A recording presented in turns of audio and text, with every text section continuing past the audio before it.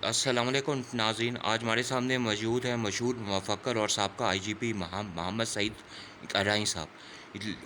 لگتا ہے پاکستان پر کسی بھوت کا سایہ پڑ گیا ہے۔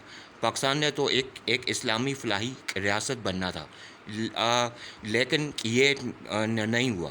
تو اس کے بارے میں آپ کی کیا رائے ہے؟ جی، آپ نے بالکل صحیح کہا۔ قرارداد مقاصد میں بھی لکھا ہوا ہے کہ الٹیمیٹلی ایک ایسا سسٹم بنانا ہے جس میں ایگیلیٹیرین سوسائٹی بننی ہے، یعنی تمام پاکستانیوں کا مفاد عامہ ہر ایک کا ایک جیسا ہوگا۔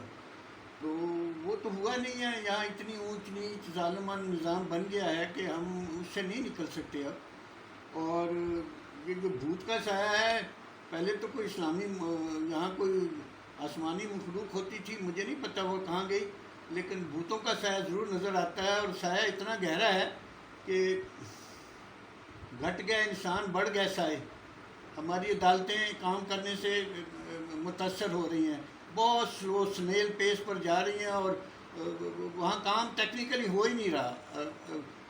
Justice delayed is justice denied, یا ایسا بھی جسٹس ہوا ہے جس میں justice hurried has been justice buried. میں اس پر اور زیادہ تبصرہ نہیں کروں گا، یہ ہمارے سیاسی لوگ بہت کچھ کر چکے ہیں۔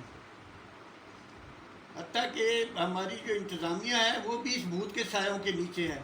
ان میں مجھے نہیں پتہ، ہماری ٹریننگ تو پولیس کی ایسے نہیں تھی جو پولیس نے پچھلے ہفتے کارروائی پنجاب میں اور اسلام آباد میں کی ہے۔ میں تو پولیس ایڈمنسٹریشن کو لکھوں گا کہ ان کو بلا کر دوبارہ ٹریننگ دی جائے۔ یہ لوگ کہاں سے آئے ہیں؟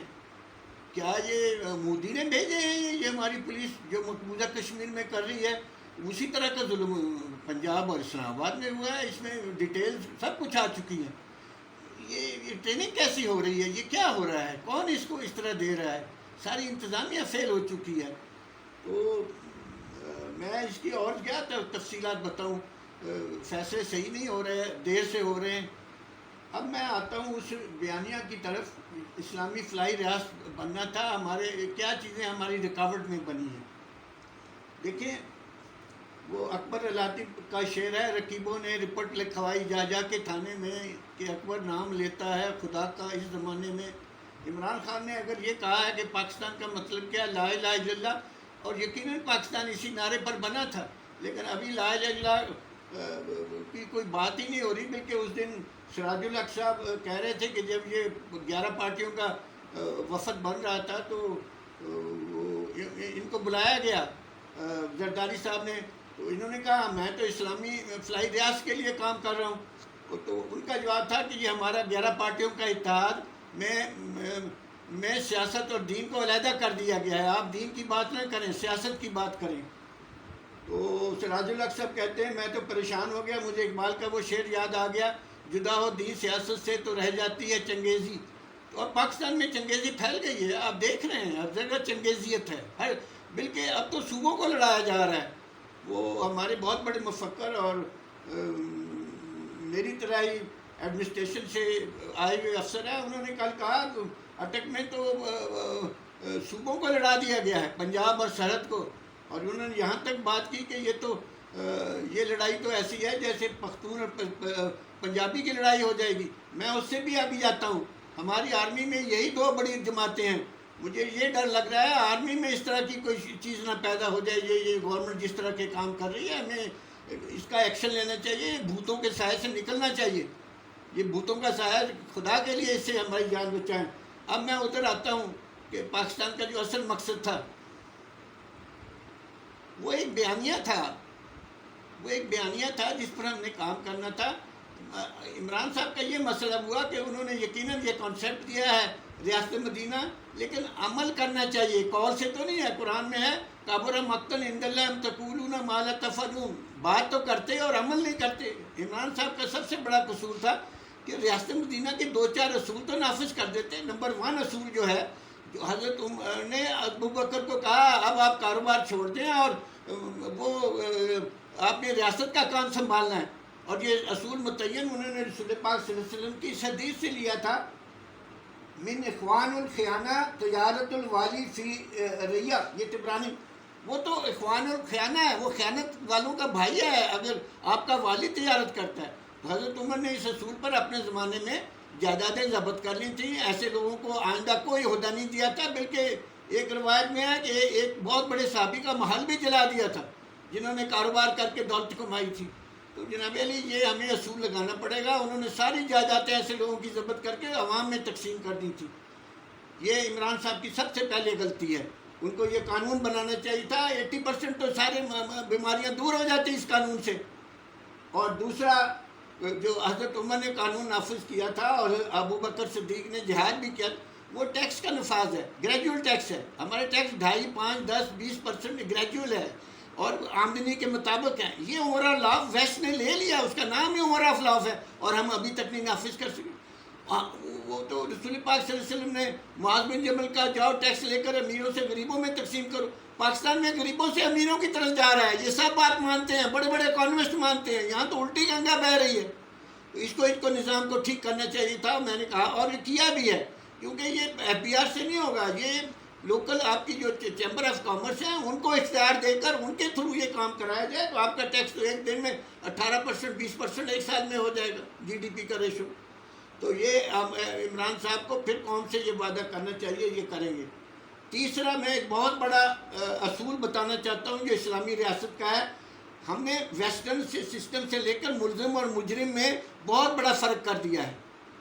ملزم ہوتا ہے جس پر الزام ہو، اور مجرم وہ ہوتا ہے جو جرم ثابت ہو جائے.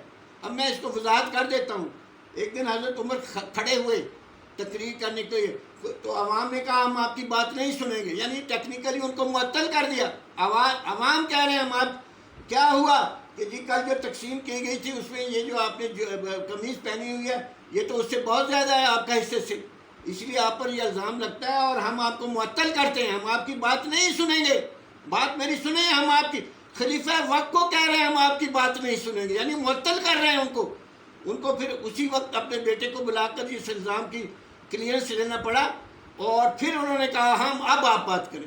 تو یہ اصول اسلام میں ہے کہ اسپیشلی حکمرانوں پر الزام لگ جائے وہ معطل ہونے چاہیے. ہمیں ویسٹرن سے وہ جب تک جرم ثابت ہو جائے گا تو دریا کا پانی تو پتہ نہیں کتنا آگے نکل جائے گا، کتنے جرائم اور ہو چکیں گے. اسلامی اصول ہے کہ حکمران پر اگر الزام لگتا ہے تو وہ معطل ہوتا ہے. یہ لگنا چاہیے، ورنہ تو نام کیا ہوگا، بدنام نہ ہوں گے. سب چور ڈاکو اوپر آ گئے ہیں. یہ اسی لیے ہوا ہے نا کہ یہ قانون کا ہم نے توڑا ہے. اب چوتھی بات، ہم نے اسلامی فلاحی معاشرہ کیسے بنانا ہے. میں نے کچھ اصول 3 بتا دیے ہیں.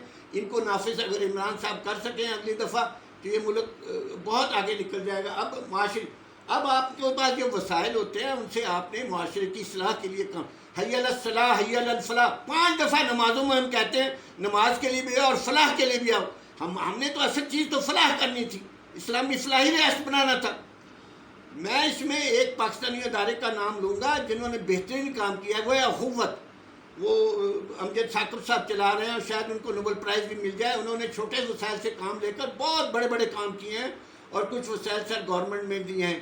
لیکن ایک دن میں ان کا بڑا اچھا بیان سن رہا تھا، وہ گھر کے ساتھ بیٹھے، اور مجھے ان کے شعر بھی بڑے پسند آئے، تو میں بھی ان کو ایک شعر سنانا چاہتا ہوں.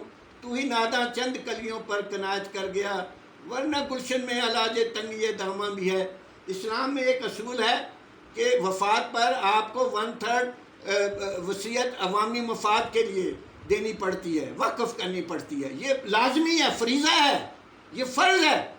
اور اگر یہ قانون پاس ہو جائے وراثت سے تقسیم کہ 1/3 وراثت، دیکھیں دنیا میں ہم فلاح کے لیے آئے ہیں، کوئی دولتوں کمانے کے لیے تو نہیں آئے. آپ کو دولت کمانے پر کوئی اعتراض نہیں ہے، لیکن اس کی تقسیم بھی صحیح کرنی ہے. تو اگر یہ 1/3 وصیت اگر یہ آ جائے اور میرا خیال ہے اخوت جیسی آرگنائزیشن کے حوالے کر دی جائے، میں شرطیہ کہتا ہوں پاکستان میں ہر بچہ 5 سال کے اندر تعلیم حاصل کر رہا ہوگا، ہر بچے کی صحت اچھی ہوگی، ہر بچے کی خوراک اچھی ہوگی، 15 سال تک اس کا دودھ کا وظیفہ لگا، اور پاورٹی لائن سے ہر پاکستانی نکل جائے گا. اور 10 سال میں جناب علی پاکستان اتنی ترقی کر لے گا ہم چین سے بھی آگے نکل جائیں گے. میں یہ شرطیہ کہتا ہوں، میرا اس کے اوپر پورا ایمان ہے، کیونکہ ہمارے بزرگوں نے جن پر ہمارا ایمان ہے یہ نظام اسی طرح چلا کر دکھایا ہے. تو میری عمران صاحب سے ایک گزارش ہے کہ اپنے اعلان میں یہ 4 اصولوں کو بیان کریں، قوم کے سامنے پیش کریں کہ اللہ تعالیٰ نے ان کو اگلا موقع دیا تو یہ 4 چیزیں نافذ کر. میں دیکھتا ہوں ساری قوم ان کے ساتھ کھڑی ہوگی، ساری قوم کو وہ بے غیرتی سے نکل جائے گی، غربت سے نکل جائے گی، وہ غلامی سے نکل جائے گی. فک و رقبۃ طعام فی یوم، یہ بڑی چڑھائی ہے سورہ بلد میں. اس کو پہلے لوگوں کو پاورٹی لائن سے نکالنا پڑتا ہے، اور یہ وصیت کے قانون کے نافذ ہوتے ہی آپ کی generation to generation level playing field ملے گا. میں یہ بات کر رہا ہوں اگلی جنریشن میں وہ لیول پلینگ فیلڈ، وہ سب لوگ پاورٹی لائن سے نکل کے ترقی پر. یہ اتنا بڑا اصول ہے وصیت کا، generation to generation level playing field ملے گا، غلامی میں نہیں وہ رہیں گے. تو بس میں اتنا ہی کہہ سکتا ہوں، رونے دھونے سے کام نہیں چلے گا. اس پر میں ایک دو شعر کہہ دیتا ہوں. اقبال کا ایک بیانیہ ہے، انداز بیان گرچہ بہت شوق نہیں ہے، وہ بیانیہ بیان کر رہے ہیں. گرچہ تیرے دل میں اتر جائے میری بات، یا وسط افلاک میں تکبیر مسلسل، یا خاک یا گوش میں تسبیح و مناجات، یا ریونڈ چلے جائیں اور تسبیحیں اور روتے رہیں. یا جیسے عمران نے کہا آپ کو وسط افلاک میں یہ لا الہ تکبیر مسلسل بیان کرنا پڑے گا. لا الہ اللہ کا مطلب ہے کہ اللہ کا حق دو. آپ پڑھیں اس کی تفسیر، اللہ کا حق لیتے ہیں. جہاد میں یہی لا الہ پیش کیا جاتا تھا، مسلمان صدقہ دیتا تھا اور ذمہ اللہ کا حق دیتا تھا. لا الہ اللہ ایسے تو نہیں بنا، پوری قوم آگے نکل جاتی ہے. تو جناب علی یہ میں نے بات کی ہے. تو اور میں سمجھتا ہوں مجھے جوش ملیہ آبادی کا میٹرک کا ایک شعر بھی یاد آ رہا ہے، خون کے دھارے میں ہے جس نگر کا راستہ، آنسوؤں کے سیل میں تو ڈھونڈتا ہے وہ دیار. تو جناب علی ہمارے جوانوں کو عقابی روح بیدار کرنی پڑے گی، اور یہ 4 قانون نافذ کریں. میں دیکھیں کیسے ہمارے جوان آگے جاتے ہیں. عقابی روح جب بیدار ہوتی ہے، جوانوں میں نظر آتی ہے ان کو اپنی منزل آسمانوں میں. وما علینا الا البلاغ. اچھا جی، اوکے قرائیں صاحب، اللہ حافظ. بہت شکریہ.